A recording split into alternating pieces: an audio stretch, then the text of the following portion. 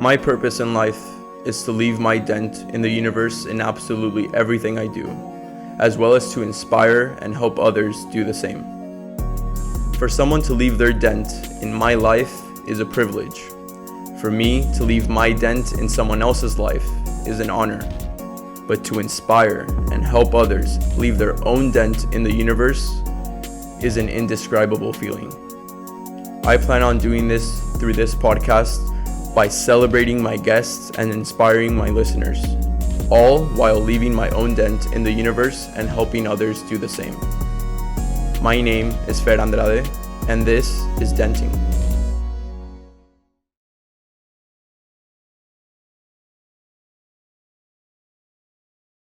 Before this episode starts, I'd just like to point out that this is the second part of the episode. It starts pretty much randomly somewhere in the middle where we left off.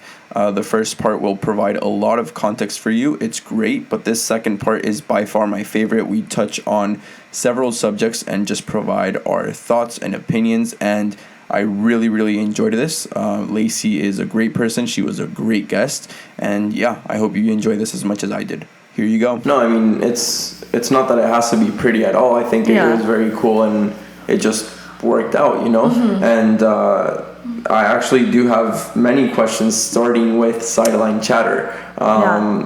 For starters, how did that name come up? A reason I'm asking is because all these issues, I think, are very important, and I'm passionate about it as well. And I do some work at Cal, like within Cal Athletics, student athlete engagement groups to support that. But should it be Sideline Chatter or should it be main chatter? Mm-hmm. Obviously there's a lot going on in today's world, and a lot has changed since you created that column. Mm-hmm. But for example, the most recent thing that we've used, especially at Cal, is the Aaron Rodgers thing, right? Yeah. Because I mean, he graduated from Cal. So I was reading through a New York Times article, and a doctor speaking about the Aaron Rodgers case said, his name is Dr. Paul A. Offit, and I'm just saying that because I'm going to quote him, but he says, when you're a celebrity, you are given a platform. When you choose to do what Aaron Rodgers is doing, which is to put out misinformation that could cause people to make bad decisions for themselves or their children, then you have done harm.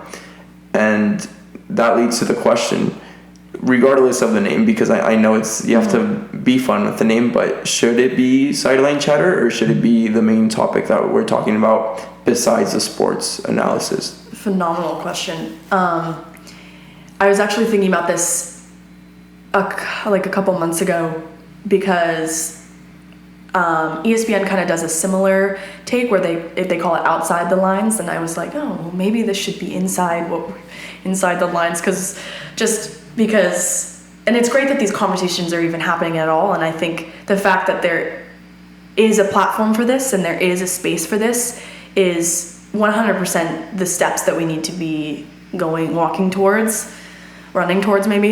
Yeah. But yeah, at first I did call it Sideline Chatter because I at the time, a lot of these topics, and this was, I created the column at the end of my sophomore year. I misspoke earlier, and I continued it during junior year during COVID. But at the time, a lot of these topics were quote unquote kind of put to the wayside. A lot of them, I mean, in the last year, I feel like we've changed so much in terms of the discourse that we're having around some of these topics. For quick context for everyone, what year was this? Your sophomore year? 2019. Okay, yeah, just for context for everyone, because everything changed after that. Right. So yeah. 2019 was when I first had it. I kind of was like, oh, I want to focus it on just women's empowerment stuff, and so I kind of had like Sideline Chat her, like HER. Okay. You know. Yeah.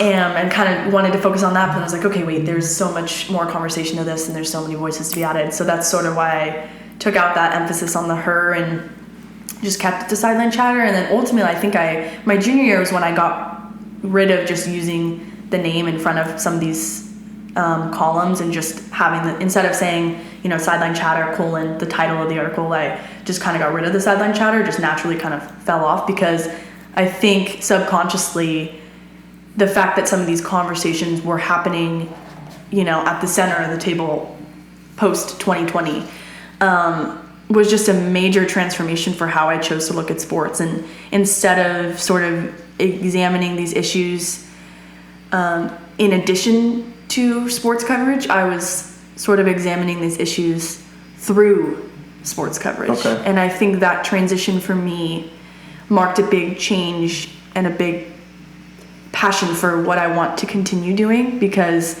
you put it perfectly. I mean, the Aaron Rodgers story is kind of a perfect example for that, right? The platform that we have and sort of the names and the power that headlines, that storylines, that just a simple conversation can have, I think in, 2020 and beyond, people grasped onto that. And I think that's changed the way it's changed our responsibility for how we choose to cover anything as as journalists, and sports, to use that example. I always thought sports are always often called the toys and games of the newspaper section, because oftentimes they're just about wins and losses. And I'm, having been such a sports fanatic and freak, and I'm like, how could you say that? That's so insulting about sports, but ideally up until this point, sports were not really used as the catalyst for change. The stick to sports memos that we hear from audience groups and fans and players even, that narrative was always just how it was. And post 2020, there's just been such an inclusion of voices and so much progress to include and bring these major topics into discussion through sports, emphasis on the through, because rather than just having it be sort of like this sideline, side dish over here. Here's the game story, meat and potatoes kind of thing. Here's this, story about gender inequality that we can kind of just sort of gloss over. Now that's changing, and that's incredible, and that's definitely what drives me forward now. But I think it did take that sort of perspective and that shift in the past year to change that. Yeah, and I do agree with you, because obviously I'm also very passionate about sports, but mostly because of the platform. I think that sports are a metaphor for life, and that's why we should give it so much importance. I'm a poli-sci major, so I also do get the politics and economy and news side to things, but with sports, it is a literal metaphor for life, and it represents how people are, and all these athletes are just like everybody else, but on a bigger platform. So I do think it's important to do work that way, and same with the videos, right? If it's for writing, it's writing for you, and for me, it's either videos or these conversations. Yeah. But like some of the things we've done in the spring, I'm part of a group called the Racial Justice Council at Cal, and awesome. we basically, everybody recorded a video. I put it together for the Stop Asian and Pacific Islander Hate, which was crazy because it was something that people hadn't ever experienced, especially in the Bay, and it was really happening, and many people were really scared about this. So we put it together, and as student athletes, that has a good weight, Or another example is there's a new group called Bears United, and that's the Gay Straight Alliance group at Cal for student athletes. And even though the group is very small and very young, putting together athletes to speak this message, whether you are or aren't a member of that community, was very special, because it's so many different names and so many different people from different backgrounds. But once you put it on that big platform and add on top of it the power of social media, a lot can change, and you learn a lot, because I don't identify with either of the groups I mentioned, but helping them give a voice to their issues, especially being underrepresented groups, is special. And we did it through sports and through social media. And I think both of them really reflect life, which is, why I have you here, right? You have more work and journalism with service. You already mentioned Bolivia, but do you want to talk about the work you did with the ethical manufacturing company and how that worked through the 8 weeks? Yeah, that was, and this was another, this was sort of a big pivotal change, and this is, thinking back on it, this experience sparked my desire for wanting to not only create a space for these people to have more of a voice, but just kind of hand them the mic, and this multimedia project that I completed down in Bolivia, it was through Santa Clara University, through a program called Global Fellows. And because I was a student athlete, I wasn't able to study abroad traditionally, so I wanted to have an experience where I was essentially immersed in another culture and learning and dissecting and understanding myself through another culture. But I wanted to do it in a way that I wasn't just going to help out and do kind of a service project for 2 weeks during a winter break and then come home and say that I was a changed person. I really wanted to take a hold of that opportunity. And so I applied for this Global Fellows program, and I got accepted into the program, and me and 2 other boys, one of them is a best friend of mine on my team. His name's Brendan. And then another buddy of ours, his name's DJ. The 3 of us went down to Bolivia, and we interned essentially with this ethical manufacturing company called AHA. AHA was what I can't remember what it stands for now. It's bad, but it was this ethical manufacturing company, and my boss, I clicked with her immediately. She had been living in Bolivia for her whole life, but she was actually born, I think, in the States, and she moved over there. But Bolivia's culture is a third world country, so it was very different than anything I'd ever experienced. I was living there for 8 weeks, and out of this sort of trio, being the only girl out of these 2 boys working for this company was very eye-opening, because in Bolivia women do not have a lot of rights, and there's a big concept of femicide over there, which is essentially brutally murdering women for no reason. It was a very heavy time for me because I was realizing all of this. And it's just to, like, I don't know, I don't even know how to word this, but just to, like, express how real this is. Obviously, it's not the only country that this happens but it does happen a lot in Mexico as well. Like, femicide is a thing in Mexico. Yes. So, yes, I know what you're talking about. Right. Yeah. And sometimes it's very nuanced, and sometimes it's very, what's the word? Just obvious, I guess. But I went over there, and I basically was interviewing these women who were coming into work every day for this ethical manufacturing company, and some of them had come from had a family life. A lot of them were moms, and a lot of them were wives of husbands who, some were in favor of them working and some were not, and so a lot of them had to sort of sneak around and sneak into work every day, and I was interviewing them basically on that experience. And it wasn't, I don't want to say it was kind of this undercover project, but it was definitely a project that I sought out. The other 2 boys that were with me, they were doing more business stuff. Originally, the internship was supposed to be business focused, kind of through a lens of service, but more so helping these small businesses grow. And while I did a lot of that, it was a lot of helping the company. They made, little bags and sweaters and stuff, and they basically just used Bolivian textiles and different sort of materials from Bolivia to create products, and they wanted these products to go on Amazon. So that was sort of the overall goal, but I connected so much with my boss and was really blown away and just gravitated towards this idea of feminism in a country that had none. And I basically sought out and created this project myself, and I was interviewing these women who would come into work, and we would sometimes talk for 3 hours. Granted, my Spanish pretty bad at the time, and I had a translator there with me, but it definitely helped my Spanish improve. But I would sit there for kind of 3 hours, ask a question, translator would ask the question, they would respond, the translator would say it to me. So it was kind of getting the information through that way. So it wasn't as clear as I maybe wanted it to be, but bit of a telephone game. Yep, exactly. And so I basically just learned how incredible these women were, and I learned just so much about my own passions, which I'm so grateful for, but I also just learned about what it means to be a woman in this kind of context and how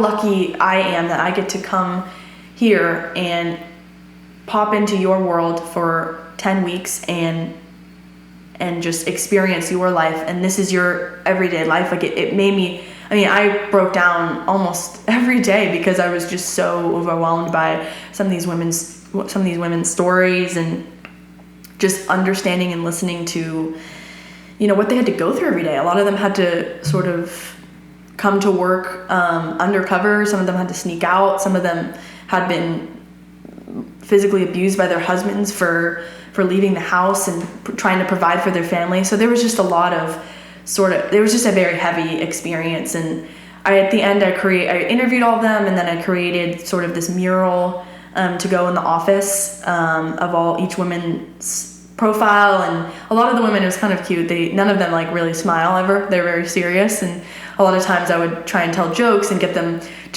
talking. This is where I fell in love with just this like curiosity thing, right? Like just so driven by who people are and what their stories are. And I remember like making some of them laugh and catching it on camera. I also got really into photography at that time, and a lot of them never smiled, and they smiled once. And my boss came in and looked at the mural one day and was just like, "Oh, this is what all of them look like, so happy." Like how did you get them to do that? Like how did you get them to smile? It's oftentimes it's just starting a conversation and asking about their lives. And so yeah, I created that, and it didn't necessarily make a massive difference in terms of, it didn't do anything politically in terms of trying to create more rights for these women. But I think it opened up their minds, I think, in just helping them understand why they work and why they work at AHA, and helping them feeling valued at the company. Like it was a big, sort of like internal project for the company that really helped their own self-esteem as well. So I walked away from that experience just absolutely blown away, and I wanted to take some of that perspective into my work. And that's really what started this idea for this column, and really just started this whole, I guess, journey towards trying to shine some light on some of these issues that didn't really get talked about, especially at the Santa Clara newspaper, but and beyond. And I think you're so right. The fact that you started a side project at Cal and started sort of this group with your own student athletes to help raise some of these voices. It's amazing what athletes can do in terms of creating change. And I think you might not realize it. You seem like a very humble person. Like you might not realize the power that you have as an athlete. And I certainly didn't at the time.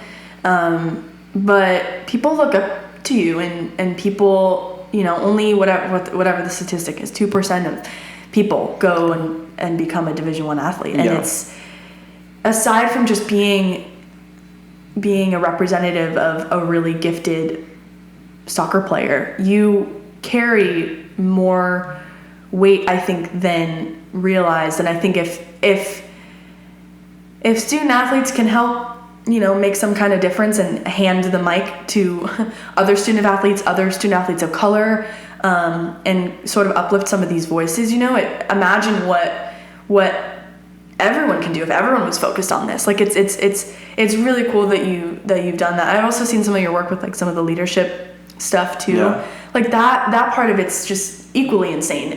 Like creating, I think, how do I want to say this?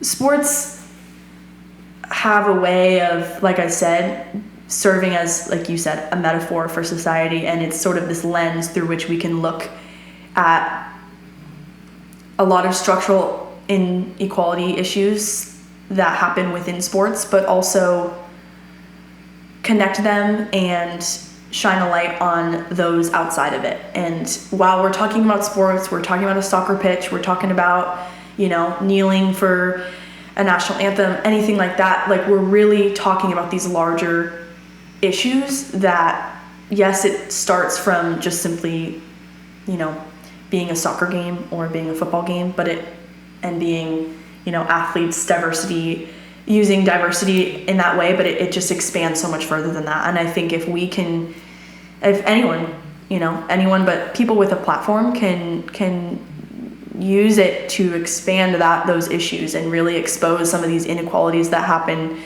in sports and also outside of them, I think there's just so much room for that, and it's really cool that you're doing that and at least starting that on your campus as well. Thank you. I mean, that really means a lot, and I mean, I will be clearer in saying that I didn't like start these groups, but I did lead and do the videos, and that's just like it's my way of helping, you know, because like I said, I don't identify either as Asian or Pacific Islander or LGBTQ+, but I can give a voice and I can be an ally. And I think that's the most important part, because, for example, I really support the feminist movement and the whole feminist community.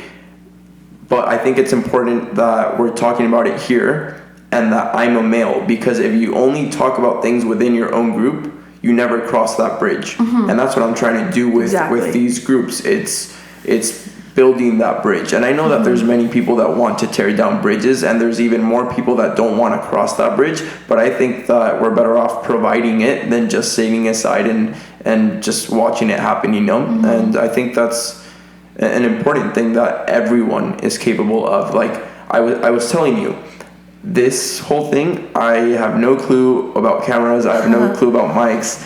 I've had the episode is coming out next week, but by the time that this is out, Bjorn Seeliger came here. He's an Olympic swimmer, came here and started using the interface, and he knows more about it than I do. I don't know anything about this, but if I'm able to just learn a bit to provide a voice and build that bridge and connect that message, then that's what matters, you know. And I think that's the simplest thing that we can all do out of care for each other. Yeah, I think about that often too, because, you know, I'm a white straight woman. I often think, you know, I don't want to, as much as I want to be a voice and as much as I want to create change, I don't want to take that voice away from some of the people that I'm actually talking about and want to give change to. So I think it's so important to realize and understand the platform that you have, but also know where that limit is and where that conversation you can cross those lines. Because like I said, you know, I don't identify as a person of color, I don't identify with the LGBTQ community, but I so want to help and sort of fit in where I can. And as a journalist, I think there's a lot of room to, and as with the platform that I have, especially within the sports journalism community, there is so much that is not being talked about. And if me with as a white woman can help sort of get the ball rolling in that regard, I think that can only do good. And I want to listen, and first and foremost, listen to people and help people, you know, realize their perspective and realize their power as well. Everyone, you know. So I think it's awesome that a space like this exists, you know, to just learn about people and, you know, understand where your limits are and understand what you can and cannot talk about, because you don't have the same perspectives as someone else does in the room, you know. So anytime you can sort of create that and create dialogue around that, I think is good. Yeah, I definitely think it's important and necessary. And I mean, I'm not going to tell everybody to do it, because I'm sure that not everybody wants to, even though I wish they did. But since it's something that comes naturally for me, then I'll do it, you know. But all of this does connect to like a few more bonus topics that I do have in mind for you. I saw that you did a summit, a women's leadership summit at Santa Clara, that you were director of speakers, and then it ties a bit more into like the last parts of being a woman in sports. But do you want to talk briefly about that? Yeah, yes, I was the director of speakers for the Own It Summit at Santa Clara. A lot of colleges do their own sort of women's empowerment summit, but ours is called Own It. And actually OLP does one. It's called, I think it's the Women's Symposium they call it. But I was essentially in charge of getting women to come to this event. And obviously this was a virtual event because it was during COVID. But normally we have students from all over campus and professors, and then students from tons of different Bay Area colleges and high schools come to the event. It's a catered food event, and you kind of network with women in the industry, and You network with other college female students. It's open for anyone to attend, male or female. But anyone can attend, and normally it's an event for this networking service, but also for women to listen and hear from professionals in respective industries.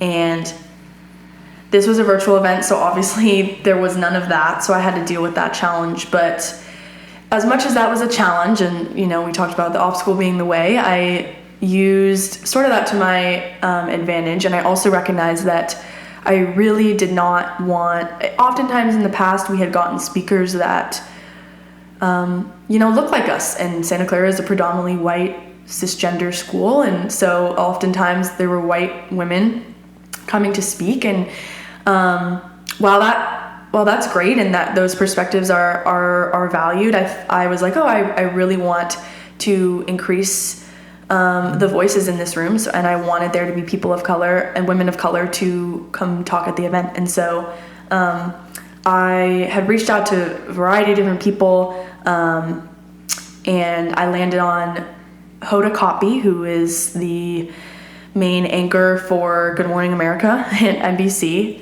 I also landed on Jennifer King, who is the first, I think she's definitely the first African American woman coaching in the NFL, but she might have been the first. I'm not sure if she's the first or the only right now. And then I also had reached out to Varsha Sharma, who is the editor of Now This News. And then there were two other directors of speakers with me who had reached out to the CEO of Lyft as well. So there was a variety of different speakers that got to come, and it was an awesome event because most of the time we would have to pay for the speaker to come to the event and essentially pay their way to come, and it was kind of a more of a hassle. This was a free event, so we didn't charge any students to come, and we just did a sort of a Zoom call. And for Hoda's, I think there was over 100 people that came to that one. For a Zoom event, that's kind of rare, so I was at least happy about that. But it was an awesome experience getting to listen to these women and understand what it means to be such badasses in their own way. I mean, you had someone from the news industry, from the sports industry, two from the news industry, from the business side, one from the a perspective of a CEO. I think 4 out of the 5 are women of color. So I think it was just a great experience to be a part of. And again, yes, I was one of the directors of speakers for this event, but it was great that for me to be able to receive recognition for getting these women to come. But I also was like, this is an opportunity to hand the mic and not have this be coming from the same voices all the time. And I think that perspective is really valued, and it was a great event. I think people really liked it, and it was right up in my alley because I love everything about women's empowerment and creating women leaders. And I think that event definitely just added to my sort of bookshelf with that. But I loved it. I love being a part of it, and I definitely want to keep that sort of energy going forward. If I can do something like that again in my career or just on the side or something, I don't know, you've got this awesome side gig. I'm like, oh man, what can I do on the side? Maybe I can do something like that. So I just kind of want to keep that going. And yeah, that just definitely was a bonus as part of my senior year. But yeah, I loved it. That's awesome. And again, it's giving that voice to underrepresented groups and building that bridge and making that connection. So applaud you for that. And I mean, for all your work, even though I relate to you in the sense that we don't do it for recognition or the applauses. It's mostly because we enjoy doing it. Yeah. You did leave with quite the recognition. You received the Hartley Prize of Journalism for the, contributing to the most success of the student publications. Yeah. You got 3rd place in California's College Media Association Best Newspaper, and the Bill King College Scholarship. So congrats on all of that. That's also awesome. And it just goes on to show, I mean, that although it's not about the recognition, if you do good work, people will notice. And it's not about like, hey, I'm awesome and all this. It's mostly about people recognizing and being inspiring to others, to the next generation, to do the same, which is awesome. I think that that's what it's about. When you put people up there with an award on a platform, it spreads the news out to many people, and like you said, maybe like baseball, it inspires younger girls to do the same. And all of these feminist topics I want to just start concluding the interview with, but obviously you're a woman in sports. That's how you describe yourself in your bio, and you've written a lot about this, and it's awesome work. I'd encourage everyone to go check it out. I'll put links to your work in the description for the episodes, but you do have a lot said, so I'm going to read a bit, some of the notes that I have. For example, your bio on Last Word on Sports, which you wrote for the Padres. You describe yourself as, quote, I love writing and I'm also obsessed with sports. I love to watch, play, read about, talk about, laugh about, sometimes argue about sports every day. I am passionate about the human aspects of sports stories and hope to be the social conscious of a sports page someday. I wrote this all down because I was going to ask you about it, but I mean, we've already literally talked about how you are focused on the human aspects and how people tick, which I can relate to, as well as being the social conscious. Something that stood out to me was like some of your work with On Her Turf. For anyone that may not know, it's part of the. Well, would you like to describe briefly before I dive deep, like what On Her Turf is? Yeah.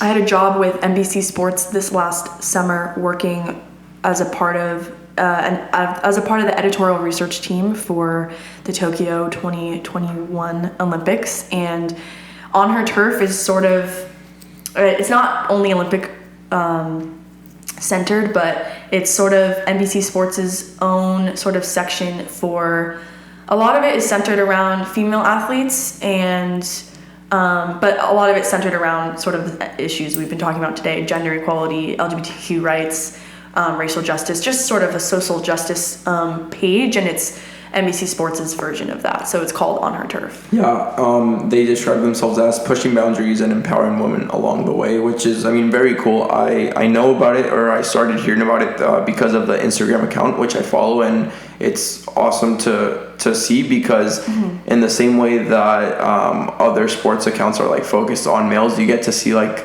the other side of the coin that like you just don't see usually.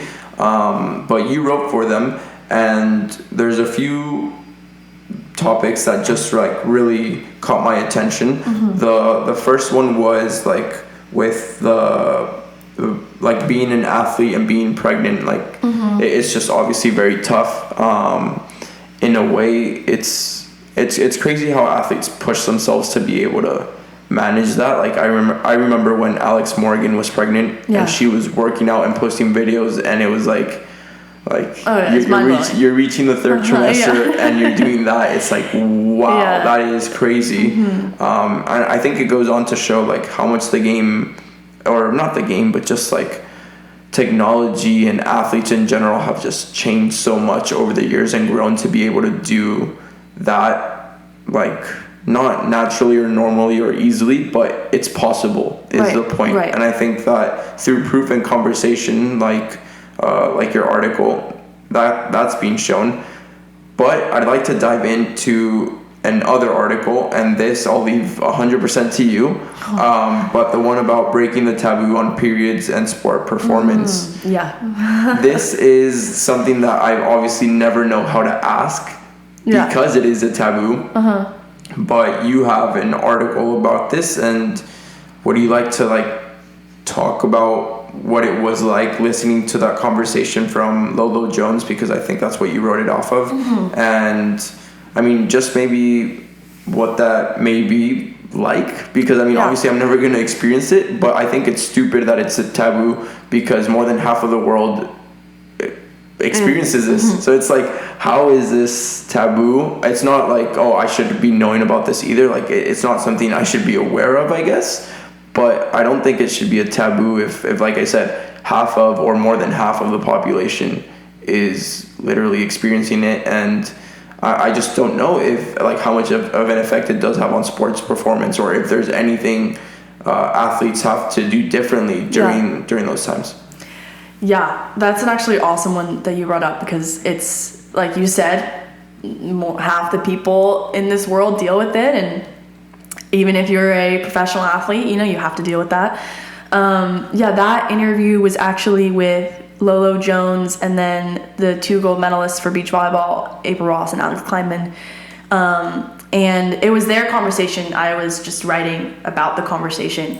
But it was essentially surrounding the idea of how getting your period, not only just at the basic level, you know, for sports, but at the professional level, when you have so many eyes on you, how much of a of a hassle that is to really deal with, not only physically, but with the physical symptoms that you get from experiencing your period, but also the mental symptoms that you get from experiencing that. And I think the most interesting part of that conversation, and just what really opened my eyes to the whole idea, is that a lot of the sports world, a lot of the world in general, but if we're going to just keep, you could go on for days, but the sports world in general is really, a lot of it is designed for men. And, you know, if you're thinking about, I think back to, you know, Wimbledon, there's a tradition of wearing all white to Wimbledon as an athlete. And a lot of female athletes have had their periods and then have had to wear all white to Wimbledon, which is one of the biggest tennis matches ever. And having to experience in that, not only just as from a physical standpoint of the fear of, you know, bleeding through your uniform and having that show and have that public humiliation, but then also just the stress on it for that matter. You know, and there was a different article on Her Turf that was talking about a gymnast, a Jamaican gymnast, who had to essentially, she knew that her period was going to fall, or her cycle was going to fall on the days that she competed, and so she had to take birth control and alter her birth control in order to shift her period so that she wouldn't have to worry about it. And that's not to say that, you know, feminine products definitely help with this in this regard, and, you know, using a tampon can help with all these scenarios, but it's more so just the fear of it, and that fear and that stress takes away from your athletic performance.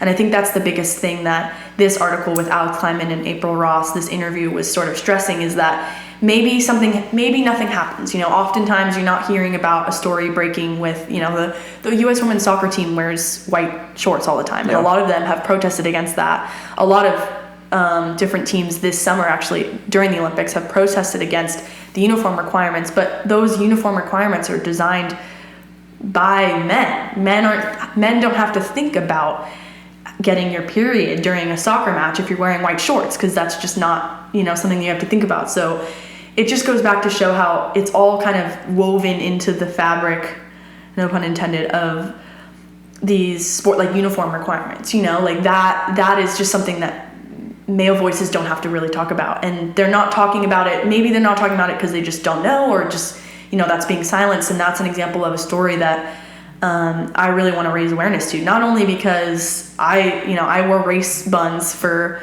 4 years in college, and it was always kind of stressful, thinking, okay, well, hopefully, you know, you're kind of just fingers crossed. And it's not so much that something was guaranteed to happen, but it was enough of a stress to where it did take you out of that moment. It caused you to lose focus for that moment. And if you were on your period and you were racing, that was just an extra element of stress that men don't have to think about. Yeah, and that's great that we brought this up for 2 reasons. One, I think it proves that it's a taboo, because I felt uncomfortable asking it, and I could tell that you felt uncomfortable answering it as well.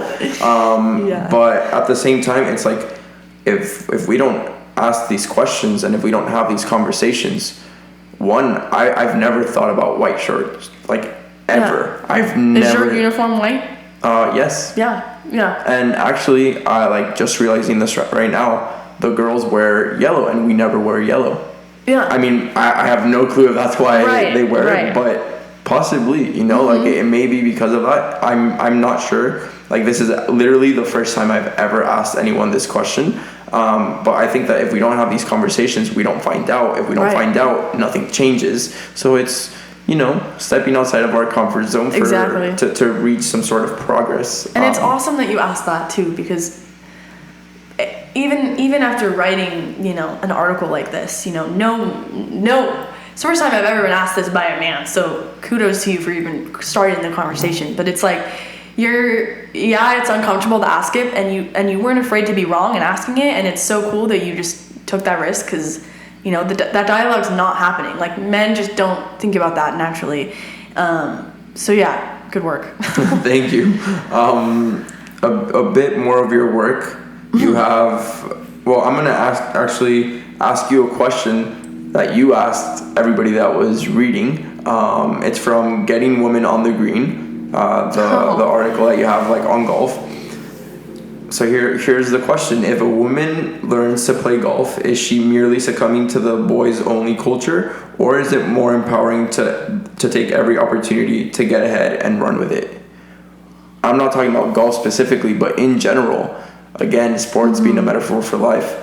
How does this work? Is, for example, in politics, there's a book we have to read for a class called Notes from the Cracked Ceiling, and it asks, what is it going to take for a woman to get elected as president of the United States? This book was written right after 2008, when Hillary lost the primary to Obama.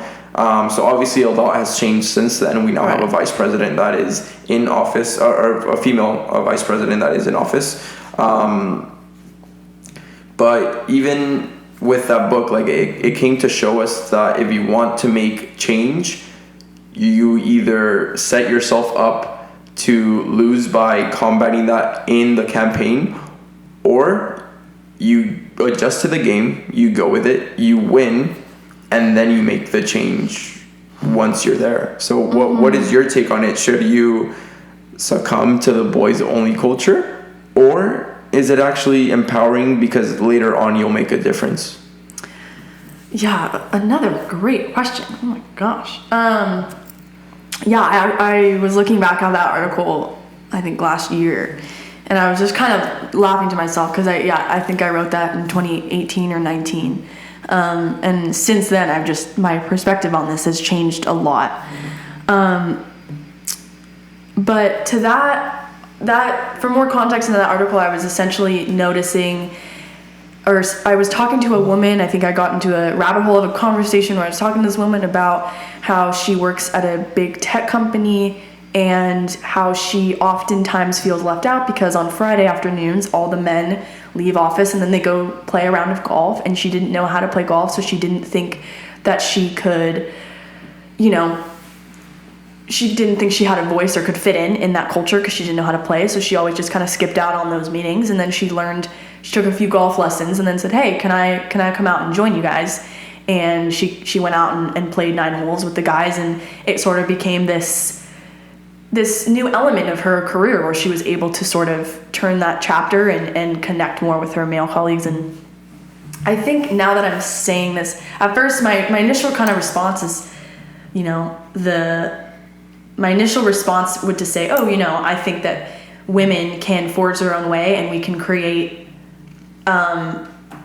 you know, a culture and more of a societal acceptance on, not that it has to be gendered, but, you know, golf is not gendered by any means, but it's definitely something that you can definitely play together. Yeah. Oh, 100%. That doesn't, like, a lot of these topics don't have to be gendered at all, but, that's the space in which I wrote it. So, I think looking back on it, my initial response is to say, oh, you know, I think that women can create their own sort of culture and their own identity and forge their own path in a male-dominated culture, and that can be just fine.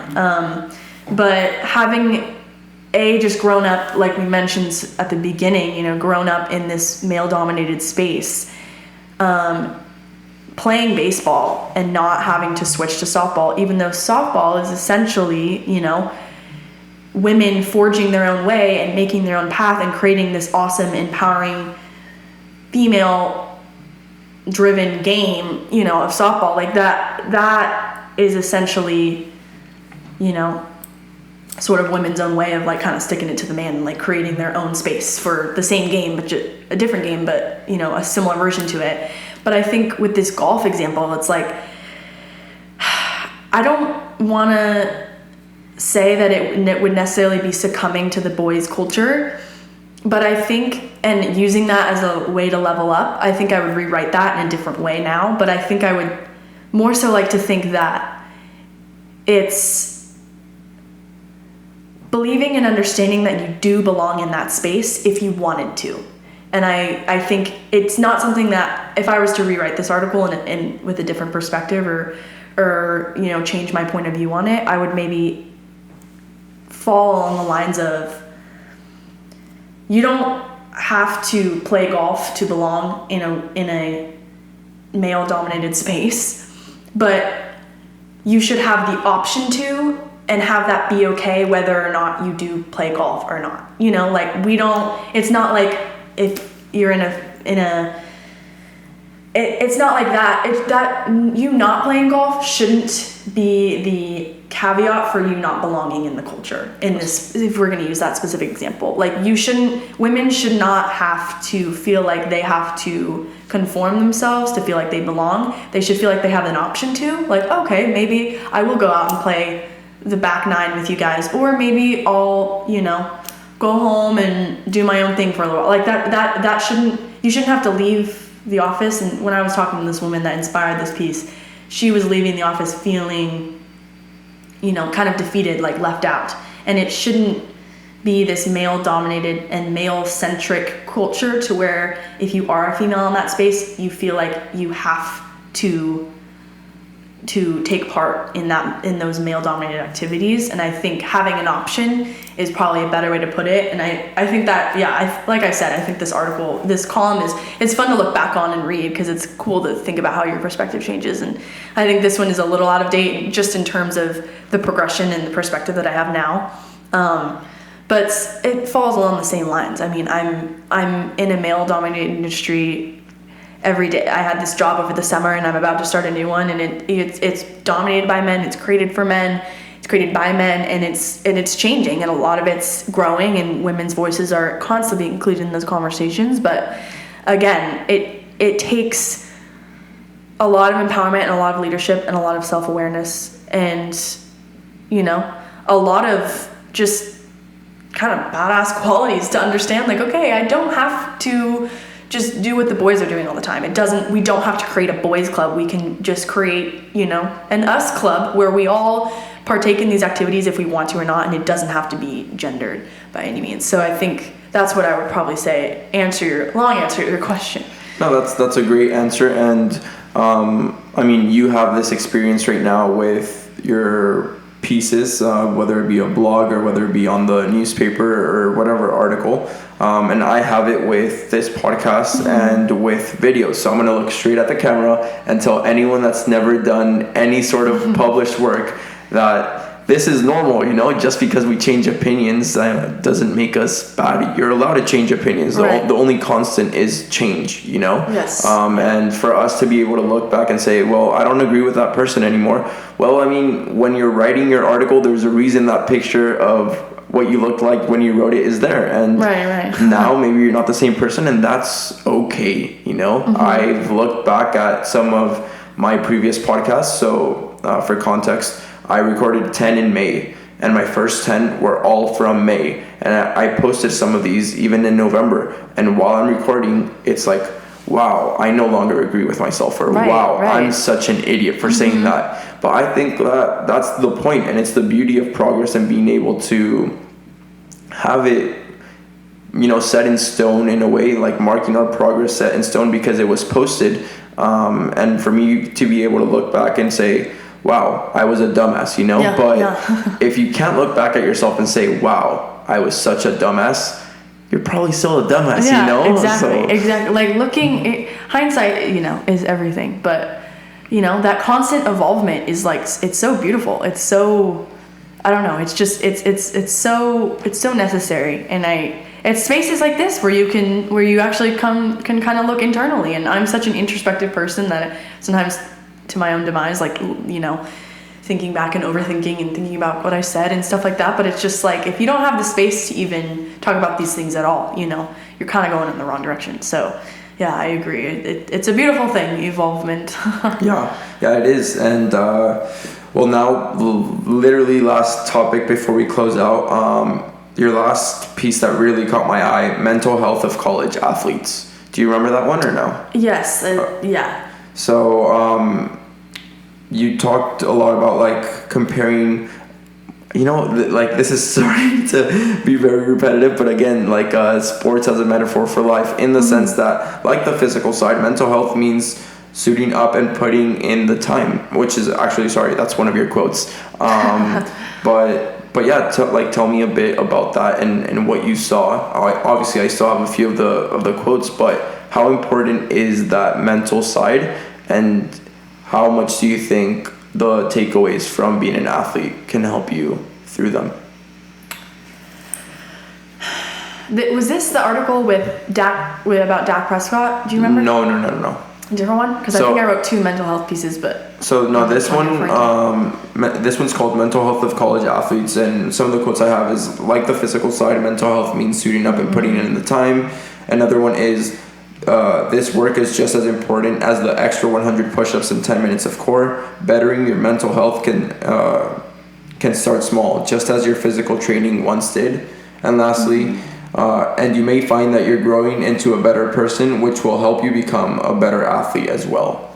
I don't know if you remember that or not, but if you have any takes you'd like to add, I just wanted to mention those quotes because 1, I agree with them, 2, I relate with them, and 3, I think that if people hear these, they're going to be really helpful, because whether you are a D1 athlete or not, you can maybe go out and run or do any sort of workout, and it's going to be helpful to take those takeaways into your mental health, because everybody experiences it, especially during the pandemic times. Even though we're heading out, I mean, it's still like people realize that those problems are there, Yeah. I mean, I 100% still agree with those sentiments that I said before.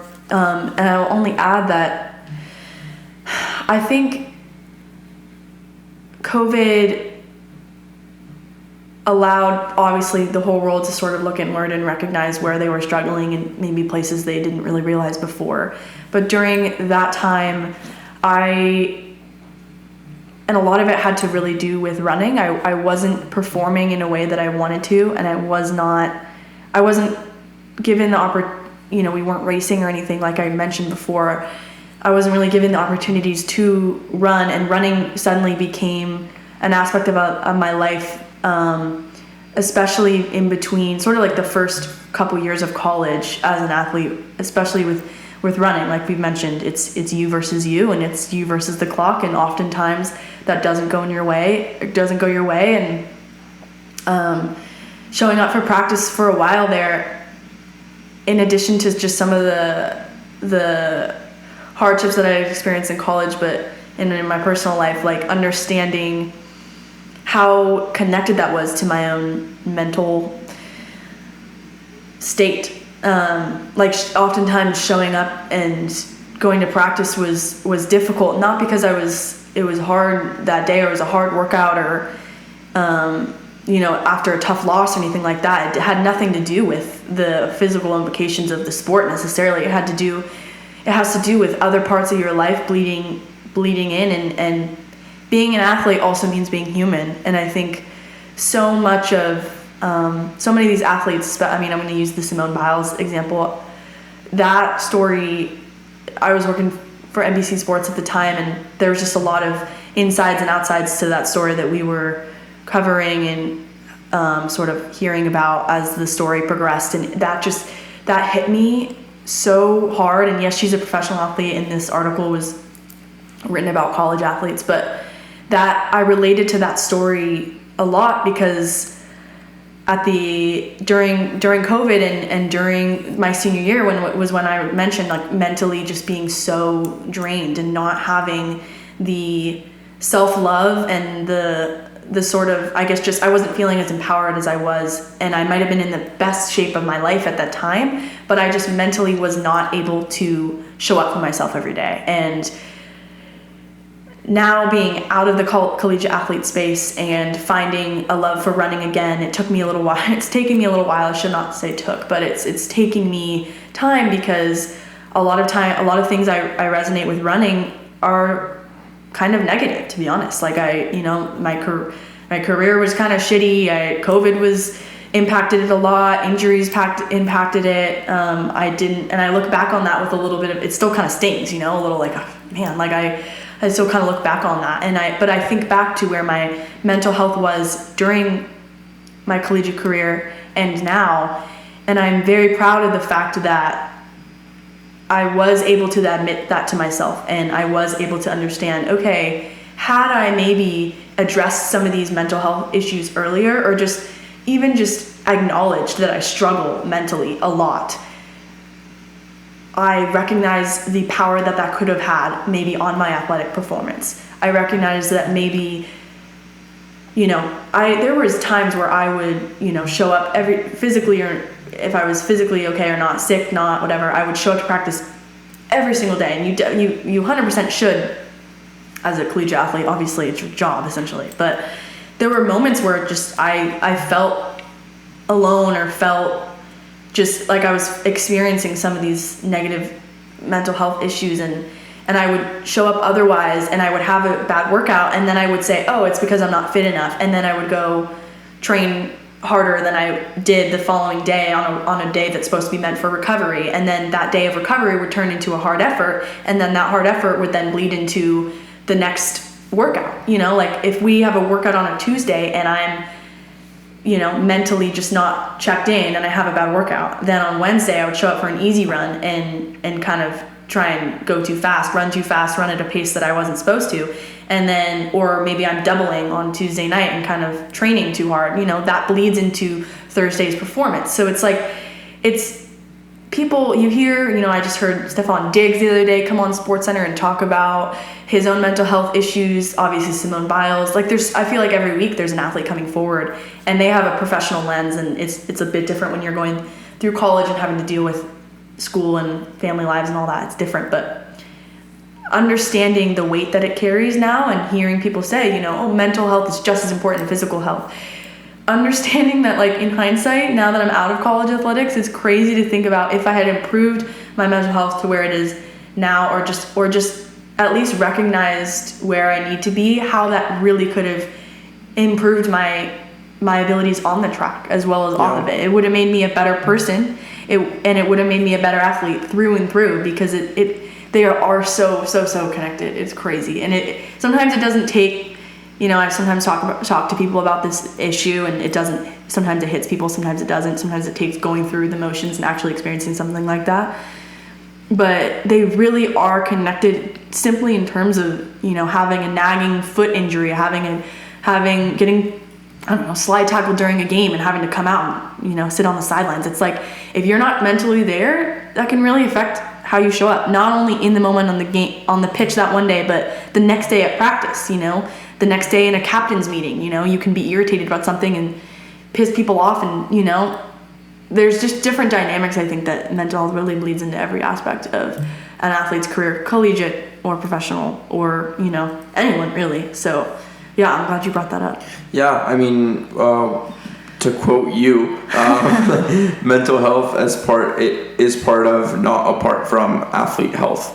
And there's a great little post from Victoria Garrick, the host of the Real podcast, and it's like, why cookies are healthy. Did you see that or no? No. All right, so it's literally her taking a selfie with a cookie, and the caption is a quick story, why cookies are healthy. And she explains that many people think that cookies are unhealthy, the same as pizza or any other delicious foods, but that when she doesn't have these affect some of her mental health for sticking to a very strict diet and never taking a break. Mm-hmm. But then people are saying that mental health is health.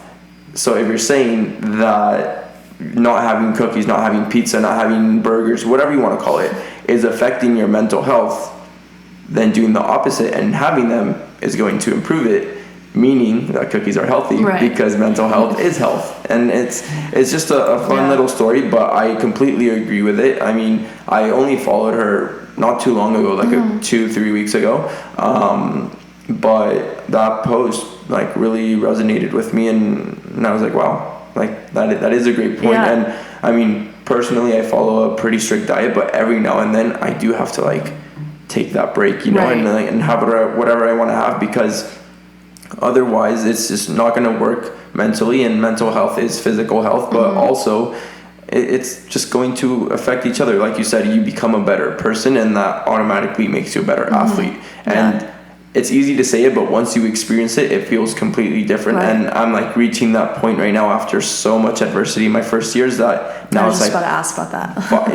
It's literally like it happened a few weeks ago, and I've just struggled a lot. For those that don't know, like I redshirted freshman year, sophomore year of the pandemic, junior year, tore my meniscus pretty much.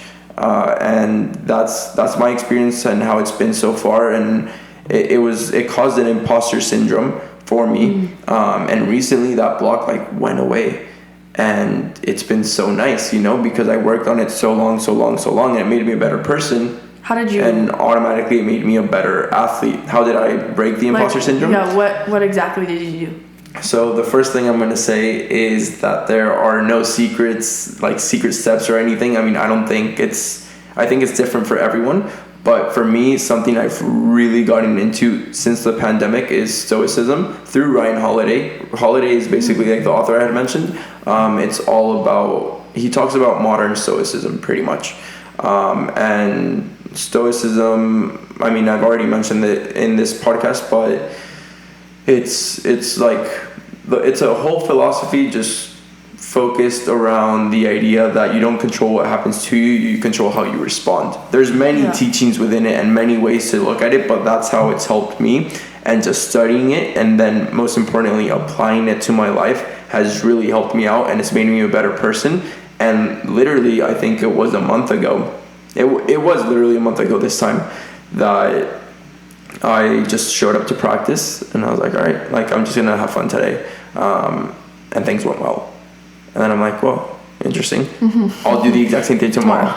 And then again, and it went on for like 2 weeks, and I mean, then our season ended, but it was nice, you know. And I'm not gonna say I've broken it and that everything's worked out. It hasn't, because that's it. I've only tasted those 2 weeks, but in the same way that you saw that you reached your potential with your 17-mile run, I tasted fun in soccer for the first time in a long time, and saying like, whoa, let's do this again. And I'm really excited right now for the spring semester and training with the boys and everything. And I mean, hopefully next fall, just seeing what happens, you know. But it's going back to that that Joe Heller poem, because although I am very ambitious and I hate like just settling for quote unquote enough, I do think that it's important at times to recognize like, this is why I'm doing it for. It's not the external success or expectations or standards that I'm shooting for. It's the internal ones that I set for myself. And automatically that does make you more ambitious in a way, and it does make you a higher performer. But I don't know, that's how I work, and that's how I go about things there. Yeah, I mean, dude, it sounds, that's the thing too that's so exciting about that, right? Is it's sort of contagious when you do set those standards for yourself, and you do only do it for you. Because I think maybe a lot of collegiate athletes will relate to this. You kind of get a little bit lost in terms of who you're doing it for.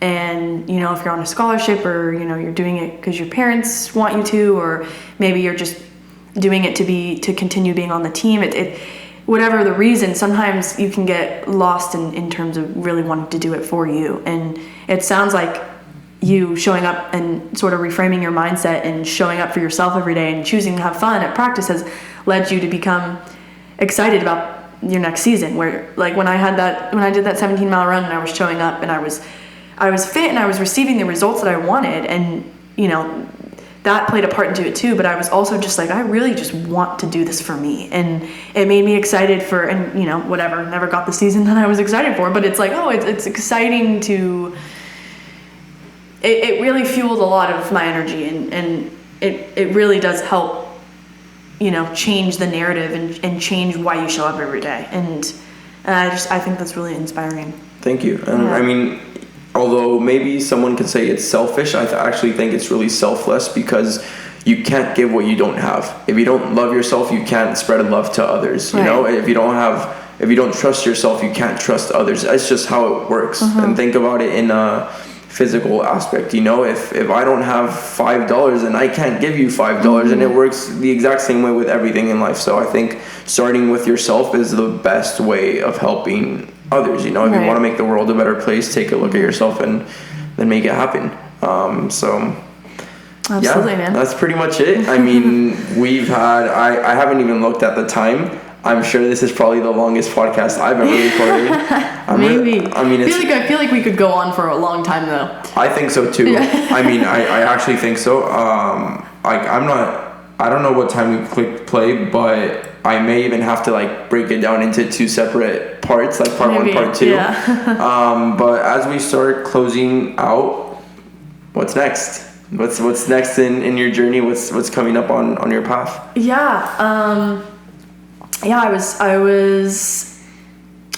I guess I haven't really I still haven't figured out the way to say this, because it's still pretty new news, but I am actually going to be moving out to Connecticut, to Hartford, Connecticut, which is near Bristol, Connecticut, which is the home of ESPN.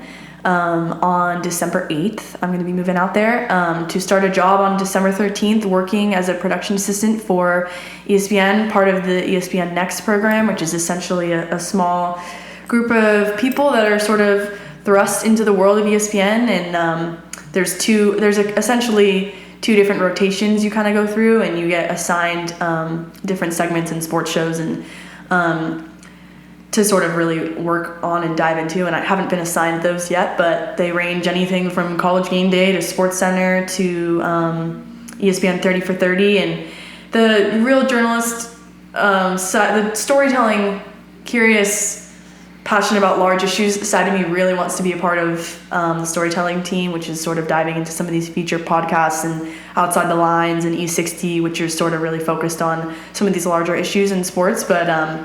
But yeah, probably gonna have to do a lot of the dirty work first, and trying to, just get more experience under my belt. And starting at ESPN is not a bad way to do that. So very humbled and to have received that, and yeah, excited to start that journey in a couple weeks here. 2 weeks from today, I think I'm moving out there. So wow, well, congratulations on that. That is very, very exciting. Thank you.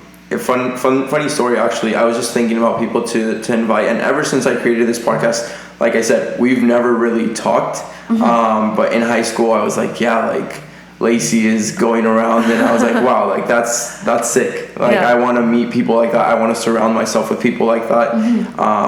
And then you were a senior, I was a sophomore, and I was playing soccer that year. Again, the only year I played high school soccer. And you were there, and I think, we probably talked a bit, but I was awesome to still see you working so hard and things like that. And I was creating the podcast, and I made a huge list of people that I've met, and I'm Lacey is for sure someone I want to interview. So it's awesome that we got to do this. And I randomly sent you a message, right? And I'm like, are you gonna be home in December? Because I remember asking you that in the summer, and you weren't. So I don't know why I asked you. It was super random, because I was gonna start texting people about December in December, and I'm like, I'll just text her. And then you said, I'm moving. I'm like, shit, I have to make this happen right now. So I'm really glad I made it happen, because this was lots of fun. Oh yeah, so fun, dude. This is unreal. I'm so blown away by you and your work, and I'm so excited for you as well. I cannot wait to see what you do as well. You've got a really good head on your shoulders, seriously. Thank you so much. It really means a lot. And these are the conversations I live for in a way, and it's super exciting that we got to cover all of this and your story and your work. And I applaud you for everything you do. It's awesome. This is, like I said, the reason I do this is to surround myself with this type of people. So thank you so much for taking the time, for trusting me with this. Thank you. Best of luck in the future with ESPN and whatever may happen. I can't wait to do part 2 to see What we'll have to do another one. Yeah, and just to close out, again, it's I've never said this to one of my guests, but I will quote you. Just like, I think a good way to recap this entire thing is, or the title of this episode, and I never know about the title until I'm posting it, but I think the easiest title for this is going to have to be Women in Sports, because it's just who you are and everything we talked about. And I mean, I just want to quote you on like how we can make this issue, how we can improve this issue. And you said that, let's see, in the same sense that people claim women make up half the population and therefore half its potential, men represent the other half, meaning that their potential to resolve this issue in our society is equivalent to ours.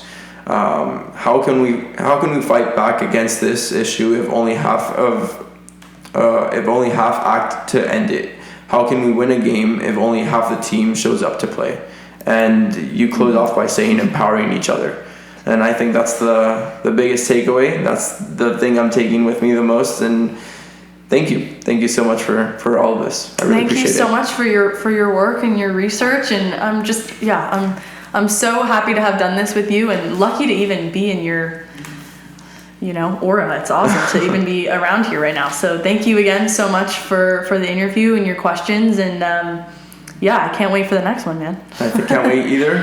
For everyone that watched, thank you so much for watching either on YouTube or listening on Spotify. If you're on YouTube, please like and subscribe. If you're on Spotify, please follow my podcast. Also, thank you to my cameras for lasting the entire time. Yeah, shout out. So shout out to these technology things. But no, seriously, thanks to everyone. I'll see you all next time.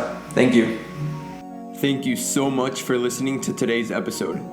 Make sure to subscribe to my podcast and follow me on my personal social media accounts for more, all at Fer Andraez. All links are in the description. If this episode inspired you in any way, please help me out by sharing it with a friend to help them leave their dent in the universe as well. That's it for today. I'll see you all next time.